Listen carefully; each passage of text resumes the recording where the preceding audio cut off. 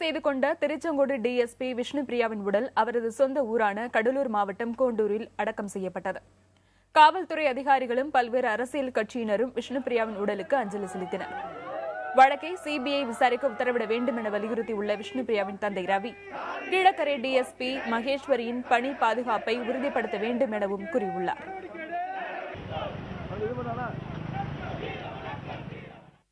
கேட்டுக்கொண்ட சிபிசிஐடி விசாரணை கேட்டிருந்தேன். அதுக்கு நம்பிக்கை இருக்கிறது. இருந்த போதிலும் மத்திய புலனாய்வு அமைப்பு மூலம் விசாரணை செய்தால் இன்னும் சிறப்பாக இருக்கும் என்று நான் கருதுகிறேன்.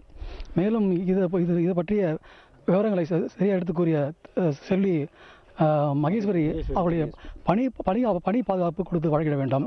அவளை நேற்று கேள்விப்பட்டு பணி நீக்கம் செய்யப்பட்டதாக